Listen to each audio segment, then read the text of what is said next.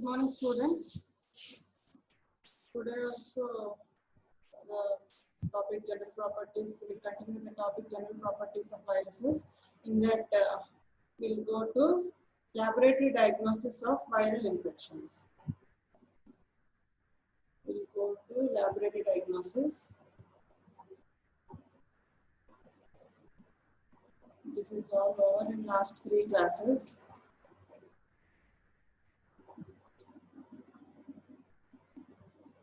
So today's class will discuss about the laboratory diagnosis of viral diseases.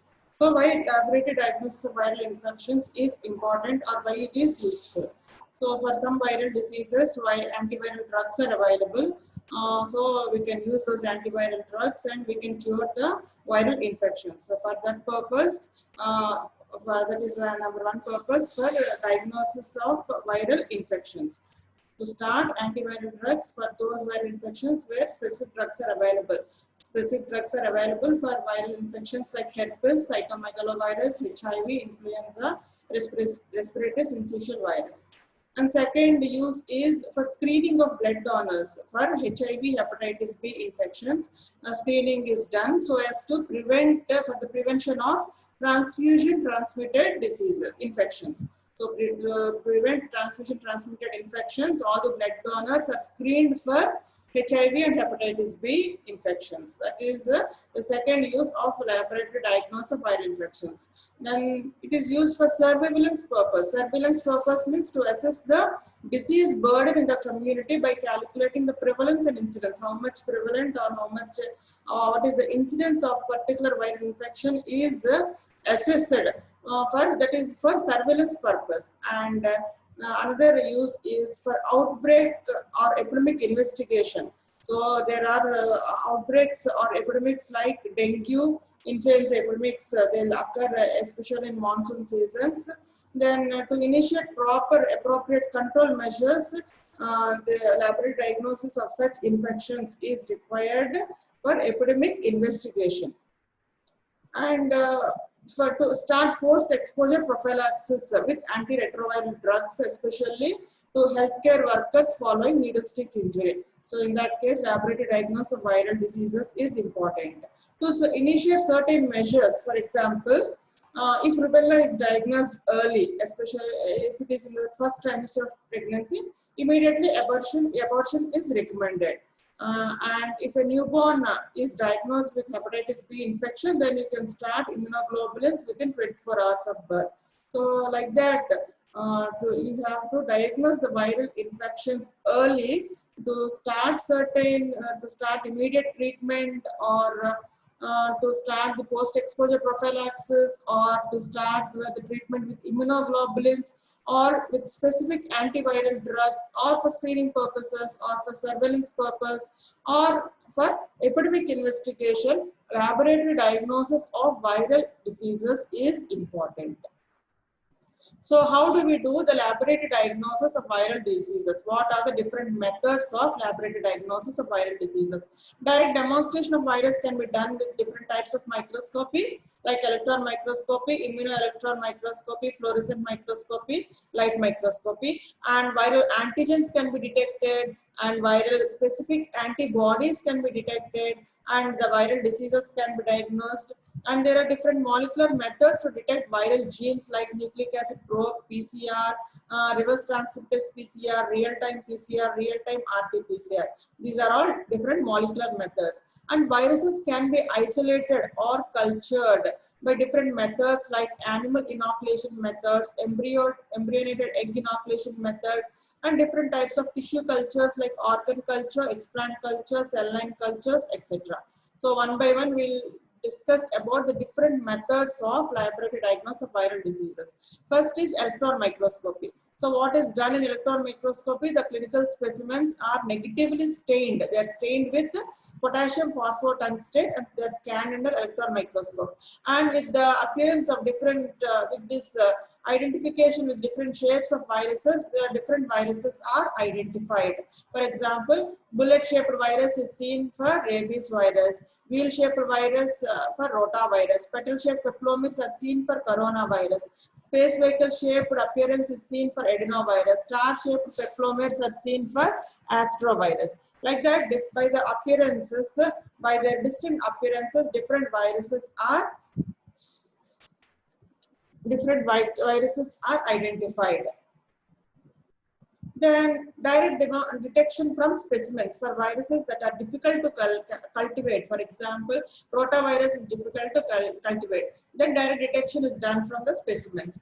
And as an alternative to tissue culture is a labor intensive or a tedious process. So as an alternative to tissue culture, directly from the clinical sample by using this electron microscopy, we can identify the virus.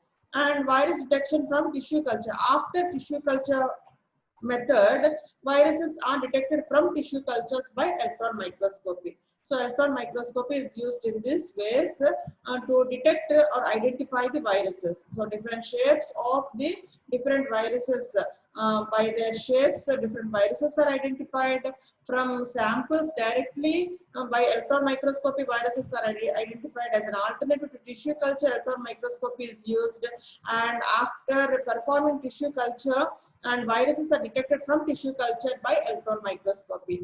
The major drawback of electron microscopy is it is highly expensive and it has a low sensitivity and specificity. The sensitivity and specificity is low with electron microscopy, and it is also highly expensive. So I told you there is the sensitivity and specificity with electron microscopy is low. It can be improved by adding specific antibody to the sample to aggregate the viral particles, and they are centrifuged.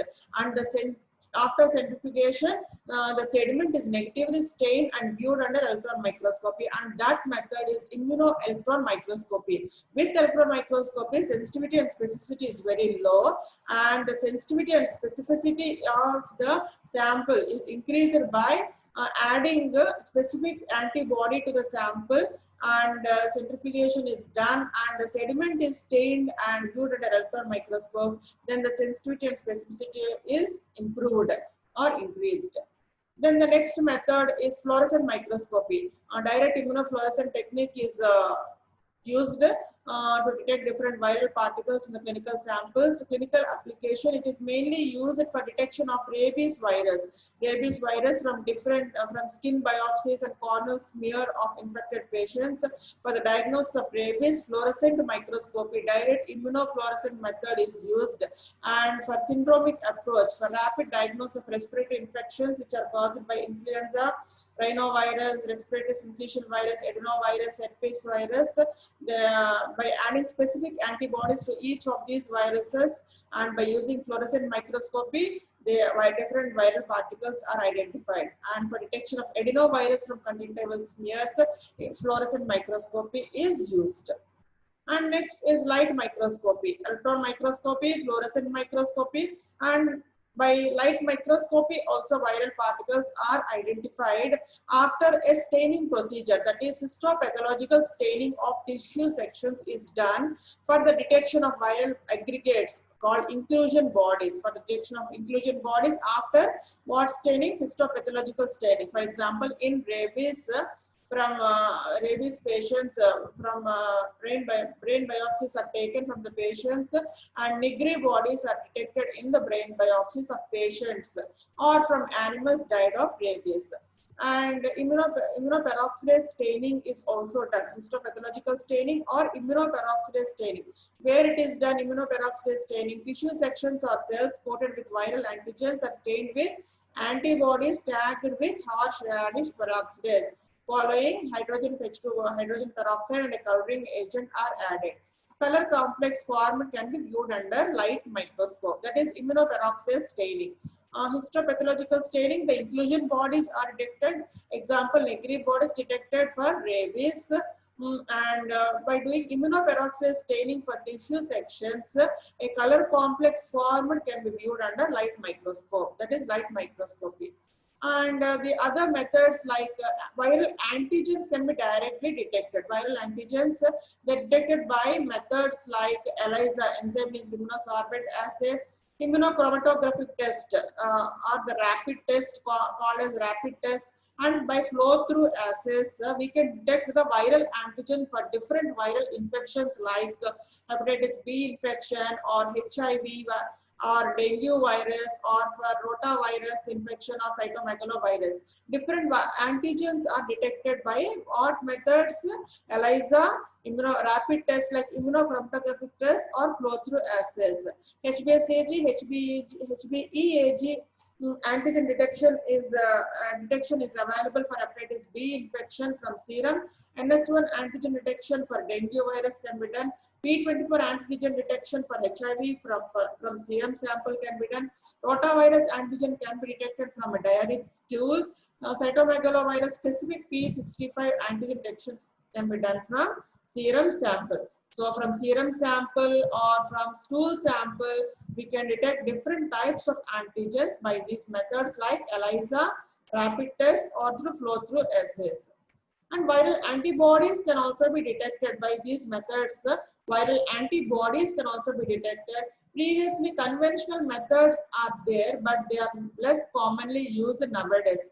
These are some tedious process or time-taking procedures or difficult procedures. We have to know the conventional methods, but they are not used nowadays. Examples of those conventional diagnostic methods for detecting viral antibodies are heterophile agglutination test for Paul Bunner test for Epstein-Barr virus, heme agglutination inhibition test for influenza virus, arbovirus infection, neutralization test, complement fixation test for polio virus, arbovirus infection, and for rabies virus infections. These are conventional tests: heterophile agglutination test, heme agglutination inhibition test, neutralization test, complement fixation test. These are conventional methods which are tedious process or time consuming process or difficult procedures but not used nowadays. That's why they are not used nowadays. So viral antibodies nowadays are detected by newer diagnostic formats such as ELISA, enzyme linked immunosorbent assay, immunochromatographic test, and flow through assays are available for detection of antibodies for hepatitis infections and HIV infections, even for dengue infections. What antibodies can be detected for hepatitis B infection? Anti-HBC, anti-HBs, and anti-HBe antibodies can be detected for hepatitis B infection. Anti-hepatitis C antibodies can be detected for hepatitis infections, and for HIV, antibodies against HIV-1 and HIV-2 antigens from serum can be detected. And for dengue, anti-dengue IgM, IgG antibodies can be detected from serum. By what methods? ELISA, rapid tests like immunochromatography test, and flow-through assays are available. These are the different formats available for detection of antibodies. Then molecular methods. These are the newer methods. These are more sensitive, more specific, and they yield quicker results than culture. Molecular methods are also available. Nucleic acid probes. Nucleic acid probes are available for different viruses. What is the nucleic acid probe? It is an enzyme or radio-labeled nucleic acid sequence complementary to a part of a nucleic acid sequence of a virus. So they are called probes. And probes are available for different viruses. Probes are available for different viruses. With the help of these probes, we can diagnose different viral infections. When these probes are added to the clinical specimen, it hybridizes to the corresponding part of the nucleic acid. Probe is added to the clinical sample. Nucleic acid probe is added to, what is a probe? It is a radiolabeled nucleic acid sequence. That probe is added to the clinical sample. Then this probe will hybridize to the corresponding part of the viral nucleic acid. So depending upon the type of label, one label is attached to the probe. That label is hybridized probe can be detected by calorimetric or gamma counting. So different types of labels are also available. Depending upon the label attached to the probe, the subsequent detection is done by calorimetric method, dot plot hybridization, or gamma counting. Both DNA and RNA probes are commercially available. Nucleic acid probes have low sensitivity compared to PCR. Here, there is no amplification. The DNA or RNA, there is no amplification done with the nucleic acid probes, whereas amplification is done with the polymerase chain reaction. This is another molecular method. The other molecular methods are polymerase chain reaction, reverse transcriptase, polymerase chain reaction. These both PCR and reverse transcriptase PCR, they cannot quantify the viral nucleic acid load in the specimen. That is one disadvantage of PCR and RT, reverse transcriptase PCR. Nucleic acid, in nucleic acid probe, there is no amplification. There is only hybridization taking place, and viral nucleic acid from the clinical sample can be detected. Whereas in PCR and reverse transcriptase PCR, the amplification procedure takes place in PCR and reverse transcriptase PCR. But the disadvantage of PCR and reverse transcriptase PCR is they cannot quantify the viral nucleic acid load. Viral load cannot be given in PCR and reverse transcriptase PCR. Viral load can be given in real-time PCR. This is another method other than PCR and reverse transcriptase PCR. This is a newer version, real-time PCR, where the quantification or the viral load can be detected by using this real-time PCR, and it is used to monitor why the viral load or quantification of viral nucleic acid is required.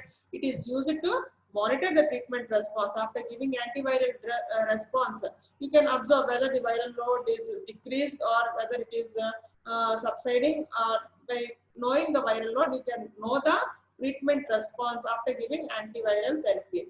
Monitoring the response to antiretroviral therapy, it is done with the help of real-time PCR by quantifying viral nucleic acid. More so, it takes much less time as the amplification is visualized on real time, and it takes less time also. Then the next method is isolation of viruses. By doing culture, we can isolate the viruses. Viruses cannot be grown in artificial culture medium. You know, unlike bacteria, viruses cannot be grown on artificial culture medium. They are cultivated by animal inoculation method, egg inoculation, or tissue culture methods. And these are little labor intensive methods, technically demanding and time consuming. Virus isolation is not routinely used in diagnostic virology. All these methods, animal inoculation or egg inoculation or tissue cultures, these three methods are labor intensive, they are technically demanding, time consuming. That's why for on a routine basis, this viral isolation is not done. It is only used for research purposes. Mostly it is used for research purposes, and for vaccine preparations, these methods are used. And for vaccine preparations only, these isolation methods are used. The specimen should be collected properly and immediately transported to the laboratory. And refrigeration is essential during transportation, as most viruses are heat labile. So they should be immediately, the sample should be immediately processed, or it should be refrigerated, because the viruses are heat labile. That's why good transportation methods also should be taken, and proper collection of the samples will also be done. And first method is animal inoculation for isolation of viruses. First method is animal inoculation. Because of ethical issues related to use of animals, animal inoculation is largely restricted only for research purpose. Only for research purpose, animal inoculation method is used. And for research use, why it is how it is used for research purpose, to study viral pathogenesis or viral oncogenesis, or for viral vaccine trials, animal inoculation method is used.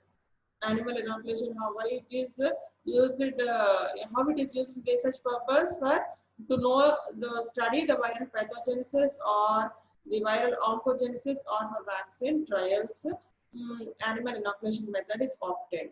And for diagnostic purpose, primary isolation of some viruses like arboviruses, which are difficult to cultivate. They are difficult to cultivate by other methods. Then animal inoculation method is used for diagnostic purpose for arboviruses and Coxsackie viruses, where other methods are very difficult for cultivation.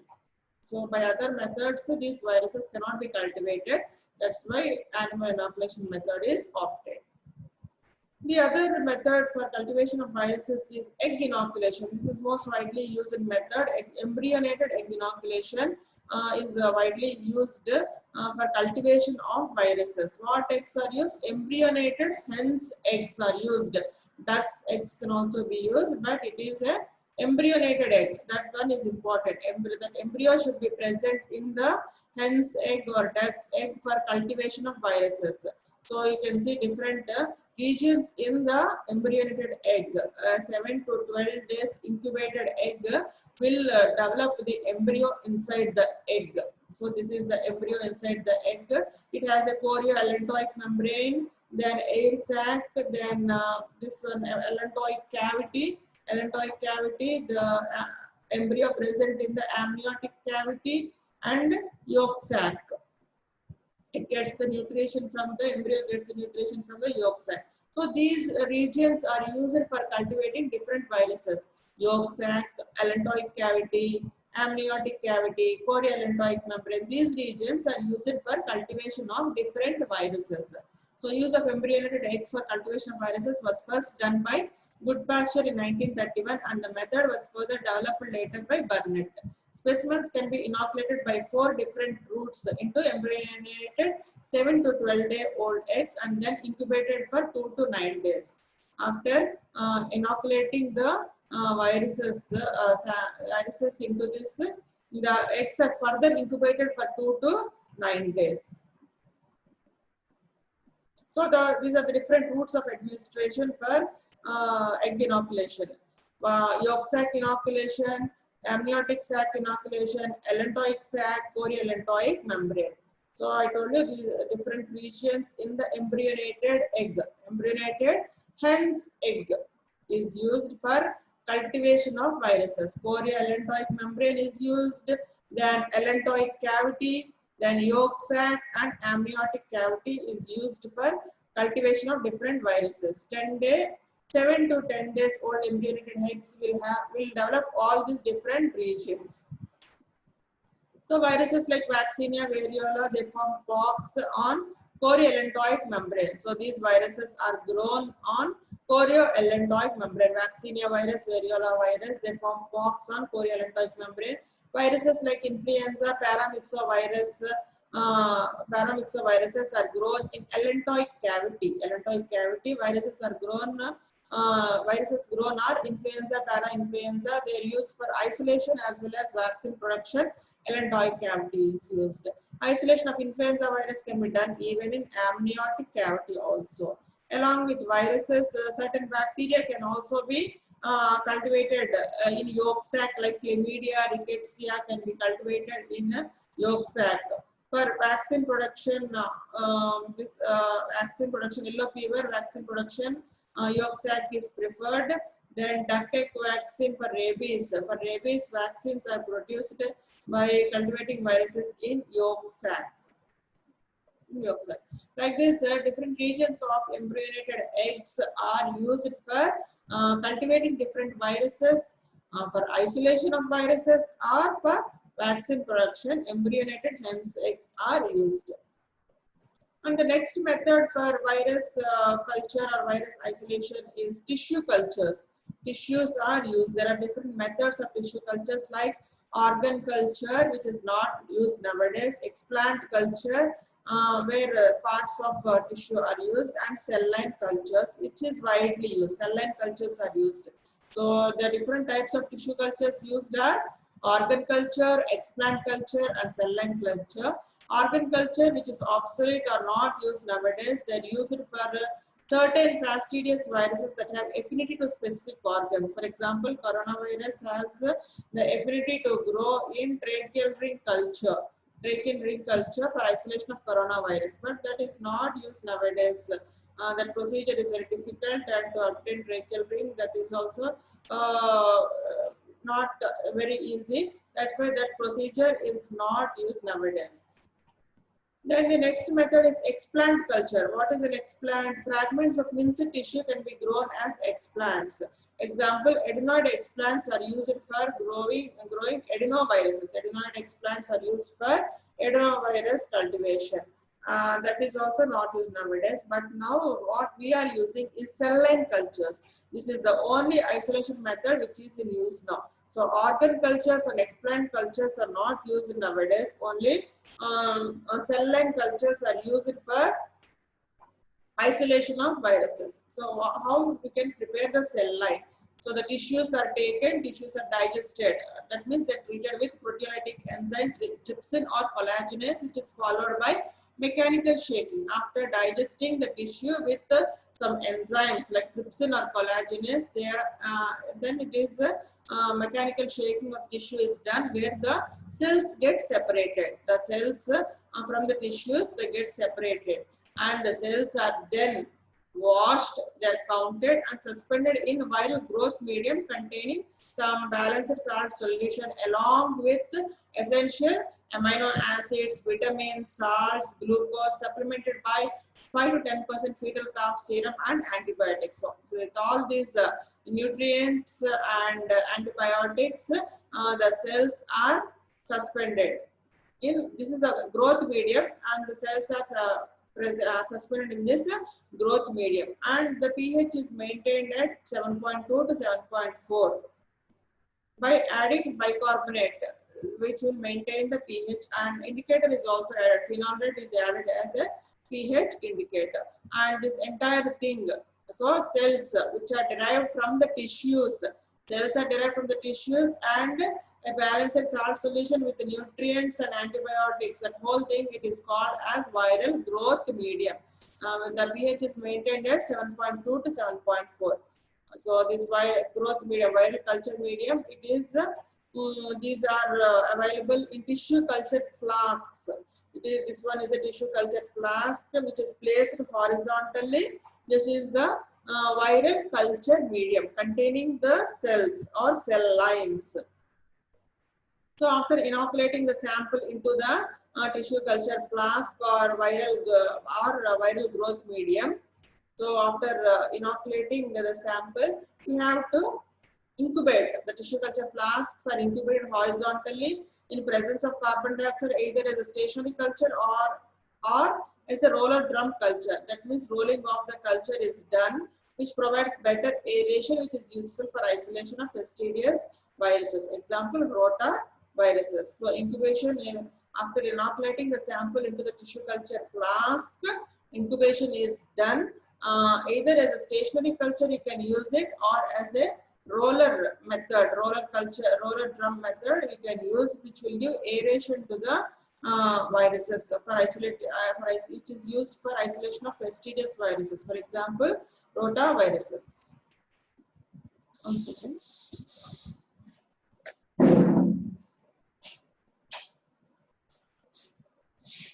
So there are different types of different cell lines available: primary cell line, secondary or diploid cell line, and continuous cell line. There are three types of cell lines available.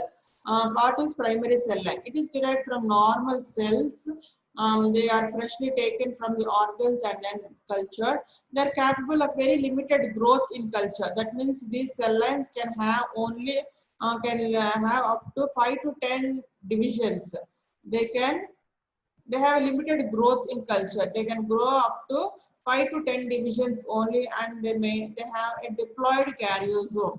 They have a diploid karyosome useful for both primary isolation as well as for growth of viruses for vaccine production. For primary isolation and as well as for vaccine production, these primary cell lines are used. What are the examples of primary cell line? Monkey kidney cell line, useful for isolation of myxovirus, enterovirus, adenovirus, and human amnion cell line and chick embryo cell line. These are examples of different cell lines. Monkey kidney cell line. So monkey kidney is taken and the cells are used as primary cell lines. Monkey kidney cell line. Other cell lines are human amnion cell line, chick embryo. From chick embryo also these cell lines are taken. Chick embryo cell line. They are used for isolation of myxoviruses, enteroviruses, different types of adenoviruses. And what is the use of this primary cell line? It is used for isolation, primary isolation of viruses, as well as for vaccine production. These cell lines are used. And the second one is secondary or diploid cell line. These cell lines, secondary cell lines can have can live up to more number of divisions. That is, they can divide up to 10 to 50 divisions before they undergo death or senescence. They are also derived from normal host cells and they maintain a diploid karyosome. Examples of secondary cell lines are human fibroblast cell line, which is used for recovery of cytomegalovirus, and other cell line like MRC5, WI38, human embryonic lung cell strain. This is useful for vaccine production, preparation of viral vaccines. Vaccine for rabies, chickenpox, hepatitis A, MMR vaccines are prepared by using this MRC5, WI38 cell line. And they support the growth of spectrum of viruses. Example, herpes simplex virus, varicella zoster virus, cytomegalovirus, adenovirus, and picornavirus. So these viruses can be grown in these cell lines. So examples, secondary cell lines or diploid cell lines, they can divide up to 10 to 50 divisions. They maintain diploid karyosome. And examples are human fibroblast cell lines, MRC5, WI38. They're useful for vaccine, preparation of viral vaccines. Examples, vaccines for rabies, chickenpox, hepatitis C, MMR vaccines can be prepared by using these secondary cell lines, and they support the growth of spectrum of viruses. Example, HSV, varicella zoster virus, adenovirus, picornaviruses. Growth can be done in these secondary cell lines. And the third type of cell line is continuous cell line. Continuous cell lines are derived from cancerous cells, hence they are immortal. There is no death. They are derived from cancerous cell lines. They also possess haploid karyosome. Secondary cell line possesses diploid karyosome, whereas continuous cell line possesses haploid karyosome, and hence it is easy to maintain. Examples of different continuous cell lines are HeLa. HeLa means it is derived from human carcinoma of cervix cell line. Hep2 cell line derived from human epithelioma of larynx. It is used for respiratory syncytial virus, adenovirus, and HSV virus detection. Then KB cell line. KB cell line is used for human carcinoma of nasopharynx. McCoy cell line, Vero cell line, which is derived from vervet monkey kidney. Then BHK cell line derived from baby hamster kidney. Then Detroit 6 cell line derived from sternal marrow cells. CHAM CILK cell line derived from human conjunctiva, intestine, liver, kidneys. So these are the different continuous cell lines derived from human carcinomas or from cancerous cells, human epitheliomas or carcinoma of nasopharynx or synovial carcinoma cell line, vervet monkey kidney cell line. So examples are HeLa cell line, Hep2 cell line, KB cell line, McCoy cell line, Vero cell line, BHK cell line, Detroit 6 cell line. So these are different cancerous cell lines or continuous cell lines which are widely used. So these are the pictures showing different cell lines. Human lung fibroblast cell line, normal.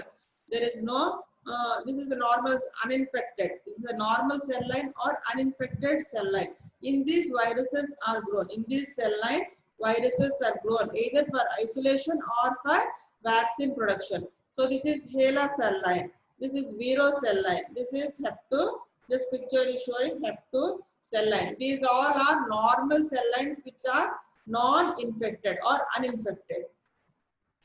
So how do we know the virus is grown in the cell lines? That morphological change produced in the cell line after the growth of virus is called cytopathic effect. Cytopathic effect is defined as morphological change produced by the virus in the cell line which is detected by light microscope. So the cell lines are used for detecting the growth or morphological change produced by the virus in the cell line, and that morphological change produced in the cell line is called cytopathic effect, and the viruses producing the cytopathic effect are called cytopathic viruses. The viruses are called cytopathic viruses. Some viruses produce cytopathic effect, some viruses do not produce cytopathic effect. So viruses that produce cytopathic effect are called cytopathic viruses, and the viruses which do not produce cytopathic effect are called non-cytopathic viruses. Class.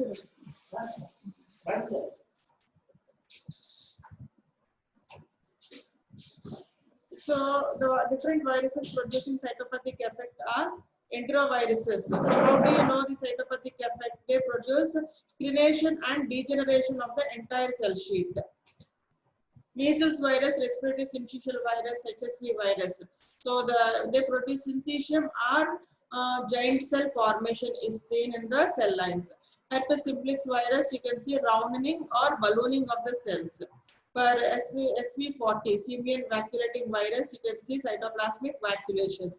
Adenovirus, you can see large granular clumps resembling branches of grapes. So these are the different cytopathic effects seen for different viruses like crenations, degeneration of the entire cell sheet, syncytium or giant cell formation, ballooning of the cells, vacuolations, granular clump formation are seen. These are all are cytopathic effects produced in the cell lines. So I told you some viruses do not produce cytopathic effects and they are called non-cytopathic viruses. So how can we detect the viral growth in such non-cytopathic viruses? By a method called viral interference or by heme adsorption, we can know the growth of viruses. So growth of a non-cytopathic virus in cell culture can be detected by subsequent challenge the cell line with non-cytopathic virus. So both are grown. So two types of viruses are grown. Non-cytopathic virus and a non-cytopathic virus. Both are grown. What this viral interference by this mechanism, what it does, growth of the first virus will inhibit the infection by the second virus by mechanism known as viral interference. By this mechanism, it will inhibit the growth of the second virus. So growth of the first virus will inhibit the growth of the second virus. That mechanism is known as viral interference. So if in a cell line, cytopathic effects are seen, you can know different viruses. If in a cell line the cytopathic effects are not seen or it is virus is not producing cytopathic effect, you cannot detect the virus. So how will you detect the virus if it is not producing cytopathic effect? By viral interference, you can detect the virus. What is viral interference? You grow the two types of viruses, one producing cytopathic effect and one producing non-cytopathic effect. Two viruses are grown. For example, rubella is a non-cytopathic virus. It does not produce any cytopathological change. It does not produce any cytopathic effect, but it prevents the replication of enteroviruses which are known to produce cytopathic effect. So by this you can diagnose rubella. So rubella does not produce any cytopathic effect.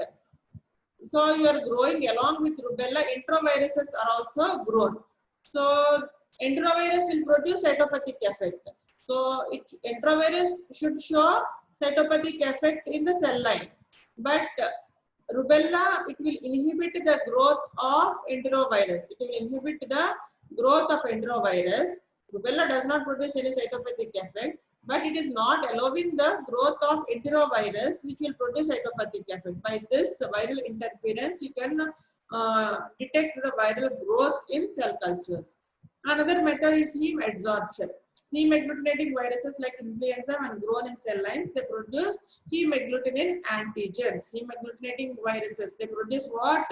Influenza viruses will produce heme agglutinin antigens, which are coated on the surface of the cell lines. On the cell lines, these heme agglutinin antigens are present for which viruses? Influenza viruses, which are called heme agglutinating viruses.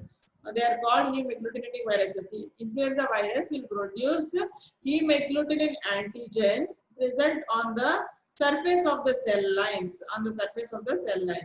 And when you add guinea pig erythrocytes to the cultures. So influenza virus will produce heme agglutinin antigens which are coated on the surface of the cell lines. Now you add what? Guinea pig erythrocytes.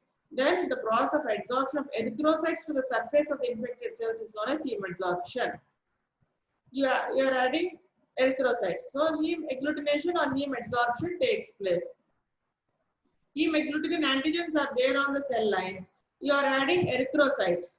Now heme agglutination takes place on the surface of the cell lines. That is called heme adsorption. That method is called heme adsorption.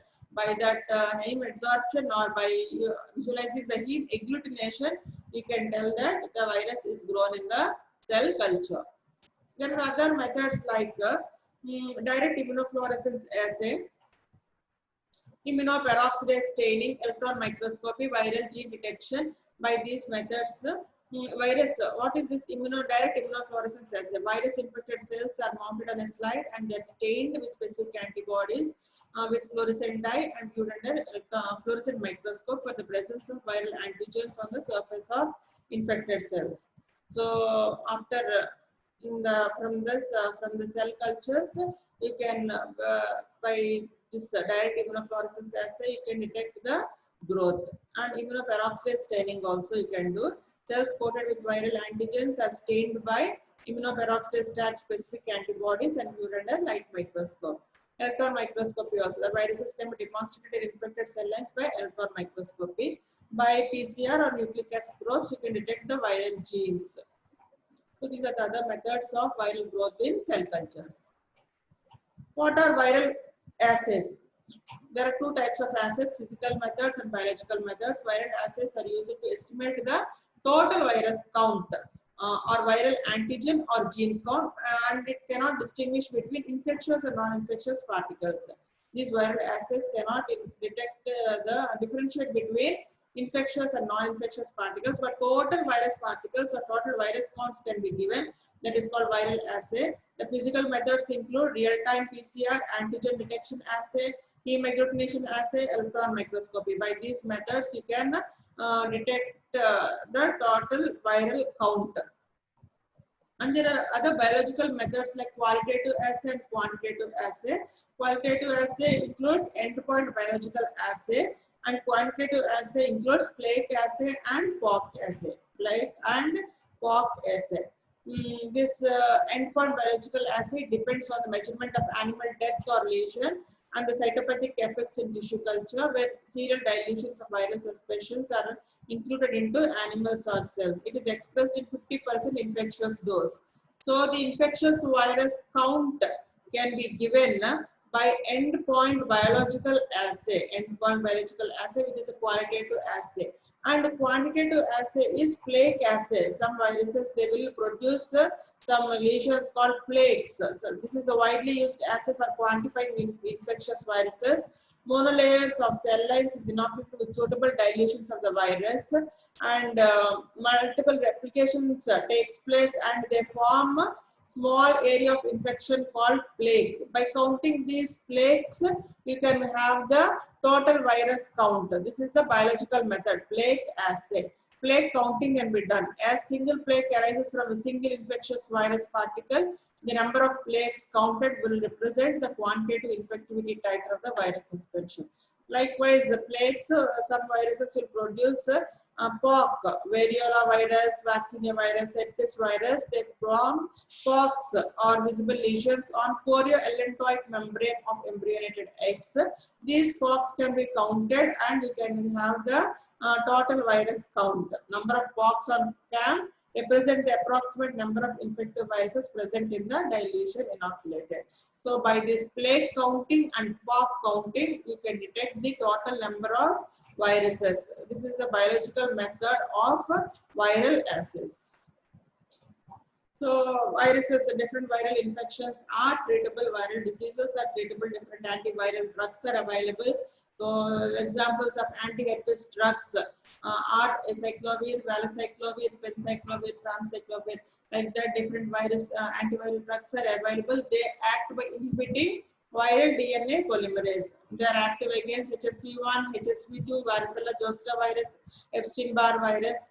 And drugs active against cytomegalovirus include fomivircin, which acts by inhibiting mRNA,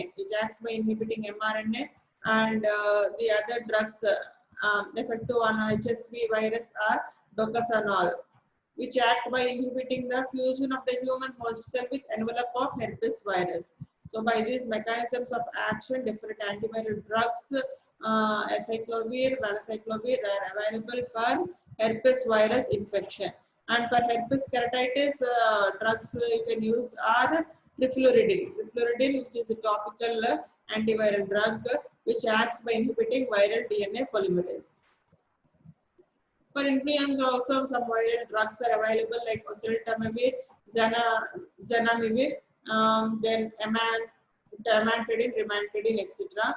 They act by the mechanism of action is neuraminidase inhibitor action, and amantadine, they act by matrix protein inhibitor action. They are effective against H1N1 flu, avian flu, seasonal flu.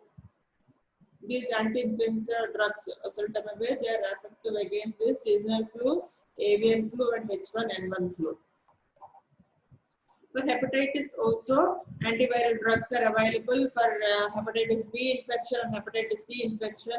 Anti-hepatitis drugs are available like telbivudine, tenofovir, lamivudine, interferon alpha, then grazoprevir, peridaprevir, then dasabovir, diclofenac, then ribavirin. These are different anti-hepatitis drugs, and the mechanism of action of these drugs are they act by some are nucleoside analogs, some indirectly inhibit viral protein synthesis, some are inhibitors for protease inhibitors, some are polymerase inhibitors, some act by inhibiting NS5A antigen, then nucleoside inhibitor action. So these are some different mechanisms of action of different these anti-hepatitis drugs, which are effective against hepatitis B and hepatitis C infection. Likewise, for HIV also, drugs are available. They are called as antiretroviral therapy, where you can read in detail when you study about HIV viruses. Then immunoprophylaxis for viral diseases. So antiviral drugs are available. So prophylactically, prior you can take these vaccines to control some viral infections. Different types of vaccines are available.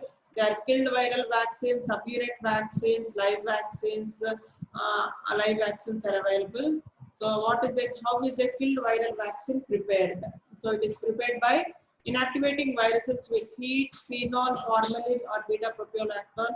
Ultraviolet irradiation is not recommended because there is some disadvantage or risk of multiplicity reactivation. That's why UV radiation is not used for killing for the killed viral vaccines.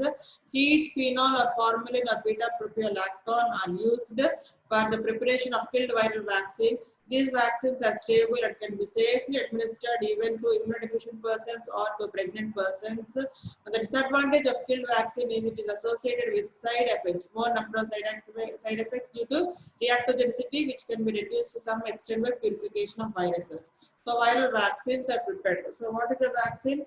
It has antigenicity is maintained, but there is no virulence or pathogenicity. There will be no virulence or pathogenicity.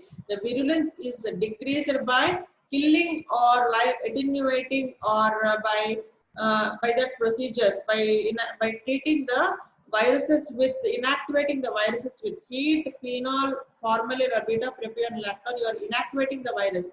When you are inactivating the virus, there is no pathogenicity or virulence. Only the antigenicity will be present and the vaccine will act. Example, rabies vaccine. Killed vaccine. Example of killed vaccine is rabies vaccine. Subunit vaccine, it is only a particular antigen of the virus is incorporated in the subunit vaccine. It is prepared by a method called DNA recombinant technology. The gene coding for the desired antigen is integrated into bacteria or yeast chromosome. Replication of the bacteria or yeast takes place and it gives large quantity of desired antigens. Example, it is used for the preparation of hepatitis B vaccine. Unlike killed vaccines, there is no local side effects associated with. There is no side effects with subunit vaccines. Subunit vaccines are prepared by a method called DNA recombinant technology. That part of the gene is incorporated into bacteria or yeast chromosome, and then replication is done for that bacteria or yeast, and the desired vaccines or antigens are obtained. That is subunit vaccine. Live vaccine. How it is prepared? Live vaccine. Most of the live vaccines are prepared by attenuation by serial passages. by attenuation by serial passages. Exception is smallpox vaccine, where naturally occurring vaccinia viruses were used for vaccination.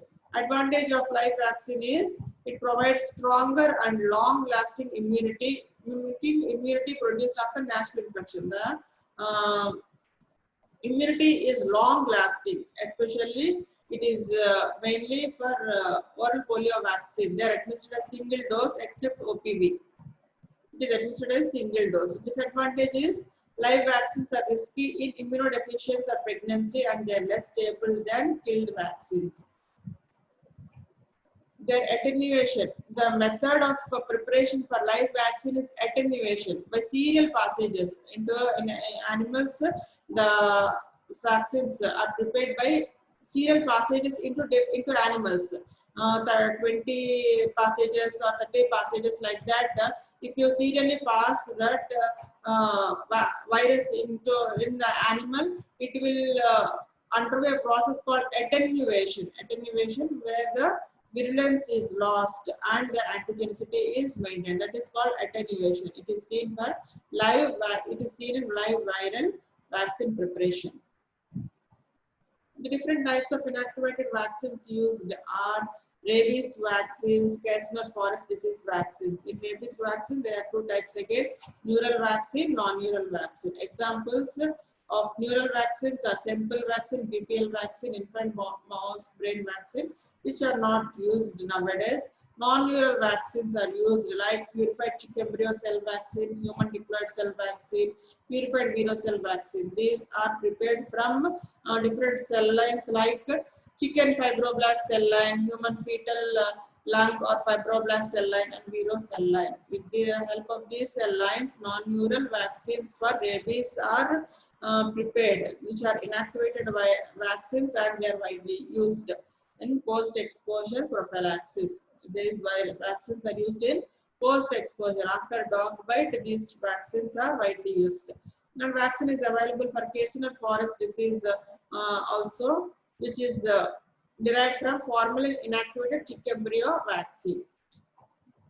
Vaccines are available. Subunit vaccines are available for hepatitis B, papilloma, polio virus. Vaccines, the vaccines are called subunit vaccines. They are prepared by using yeast by method recombinant DNA technology. So by using the vaccines are prepared from yeast by method recombinant DNA technology. Vaccine available example is HPSAG, hepatitis B surface antigen for papilloma, L1 protein vaccine. For polio virus, we have live oral polio vaccine and injectable polio vaccine, which is killed injectable polio vaccine. They are derived from polio virus 1, 2, 3 types 1, 2, and 3. And hepatitis B papilloma. We have seen this. This is a subunit vaccine. Both live and inactivated vaccines are available for polio virus, Japanese B encephalitis, influenza, yellow fever, hepatitis A. Both live and inactivated vaccines are available. Live polio, oral polio virus, then injectable polio virus vaccine available are derived from polio virus types 1, 2, 3. For Japanese B encephalitis also, vaccines are available. They are Nakayama strain, Beijing strain, SA14, 14-2 strain. So these are the different vaccines available for Japanese B encephalitis. Killed vaccine, live attenuated vaccine available for influenza. 17D live attenuated vaccine, Dakar strain vaccine available for yellow fever. For hepatitis A, vaccines are available. Inactivated and live attenuated vaccines are available. Some vaccines are prepared by using embryonated chicken egg, and hamster kidney cell lines are used. Human diploid cell lines, different types of cell lines are used. Embryonated chicken eggs are also used for vaccine preparation. Vaccines are available for mumps, measles, rubella, chickenpox, smallpox, rotavirus, adenovirus. They are live attenuated vaccines. These are live attenuated vaccines derived from different cell lines, mainly fetal fibroblast cell line. They are derived or vero cell line, or derived from embryonated chicken eggs. So embryonated chicken eggs or cell lines are useful for vaccine production. So vaccine for mumps is mumps Gerlin strain, for measles Edmonton Zagreb strain, for rubella RA27/3 strain, chickenpox Oka strain of varicella zoster, for smallpox live vaccinia virus, rotavirus live attenuated vaccine, adenovirus is a live attenuated vaccine. This one we have seen. And sometimes instead of vaccines, along with vaccines, you can give immunoglobulins also, which is called passive immunization.